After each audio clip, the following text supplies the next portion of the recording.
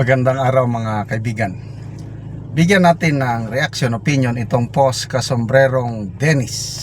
Pahayag ito ni Congressman Benny Abante tungkol sa impeachment case ni VP Sara. Ito. Mga testimony ni Madriaga gagamitin daw sa impeachment laban kay VP Sara Duterte. Ito ay ayon mismo kay Congressman Benny Abante. Ayon sa kanya, kung siya ang masusunod, gusto niya na umabot hanggang sa plenary ang impeachment ni Sara. Matatandaan ng isa din si Abante sa mga nagtulak ng impeachment ni Vice President Sara sa 19th Congress. Hindi naman siya pabor na ma-impeach si Marcos. Expected na yan. Unahin muna natin impeachment versus Marcos.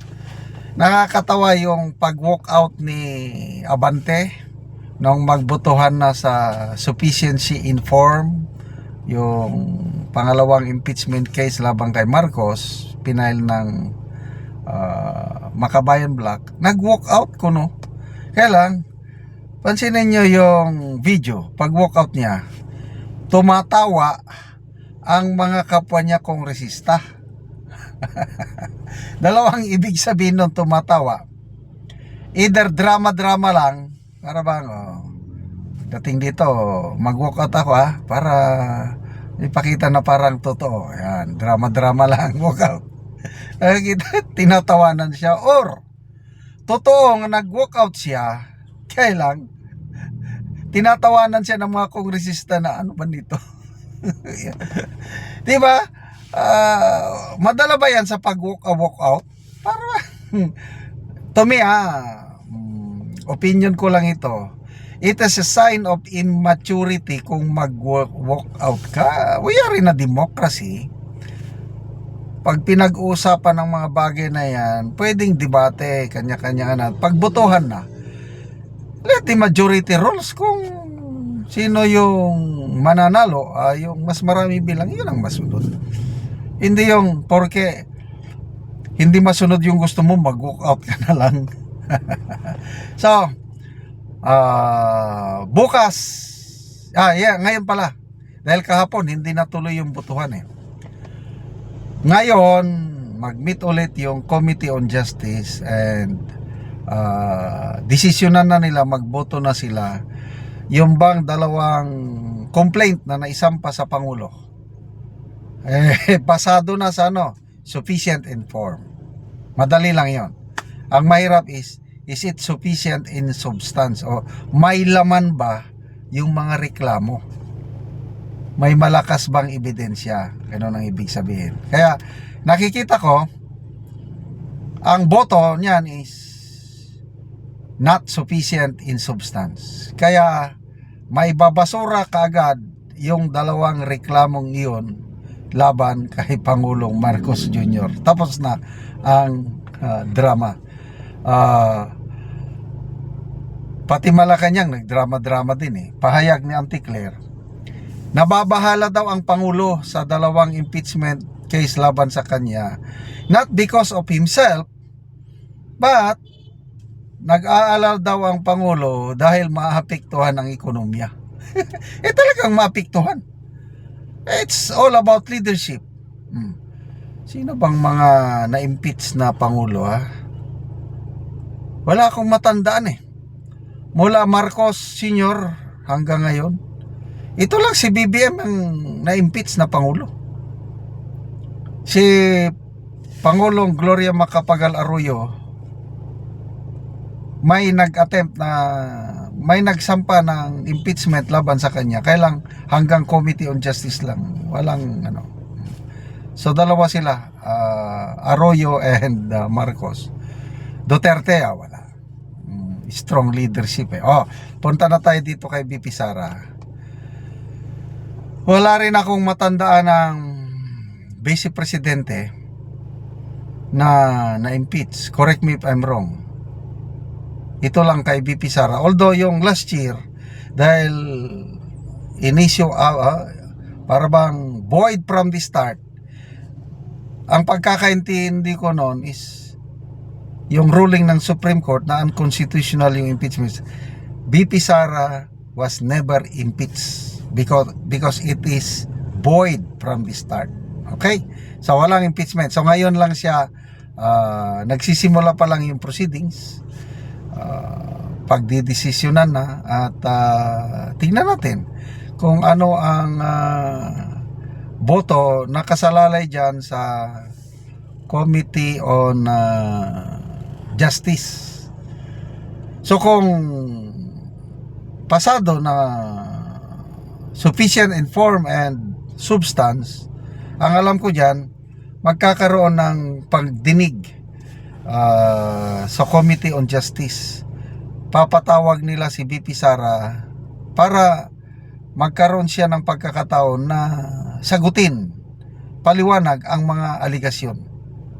After that, saka magbotohan ang mga members ng Committee on Justice kung iaakyat ba nila sa plenary ang kanyang kaso. So, yun na. Dito na sa Committee on Justice, diyan na, lalabas na yung Madriaga testimony, mapapag-usapan na yan. Pati sa Senado. Nako, pag gagamitin nila yun, wala na.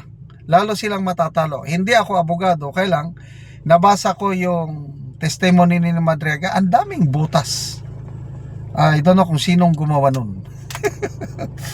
Hindi nung gumawa. Sige, gamitin nyo. Palagay ko makakapanood na tayo ng real bloodbath ngayon, itong impeachment ni BP Sara, dahil alam ko ito, madugong labanan ito, kasi ito ang tunay na labanan. Yung kay Pangulong Marcos Jr., drama-drama lang yun. Hindi ako naniniwala na totoo yung hangaring impeach siya. Yung Makabayan Black, alanganin ako.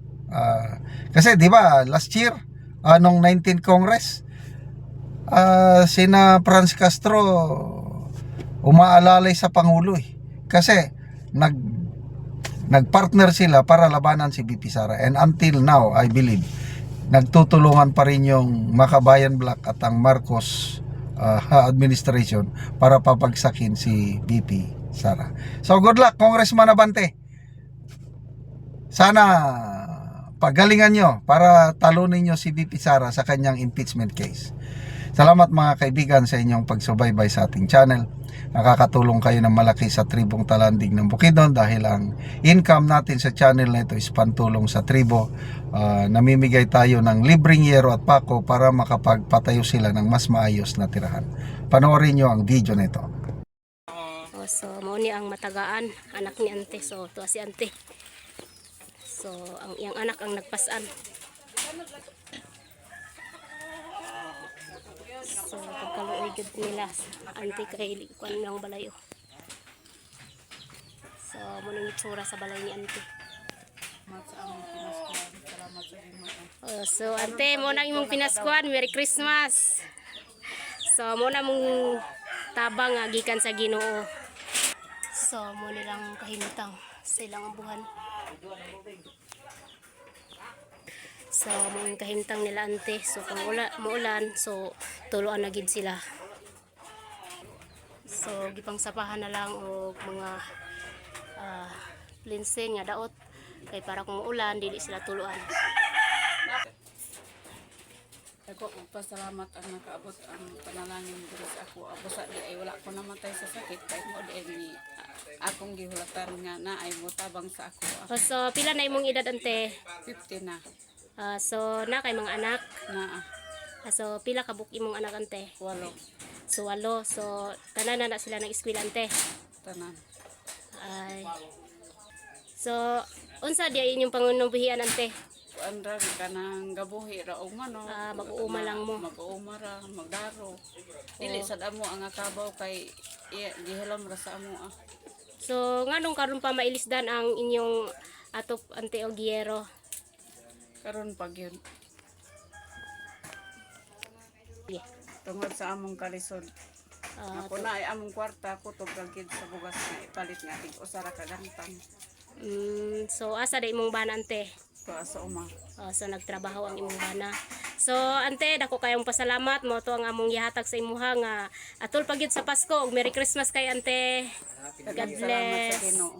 Okay.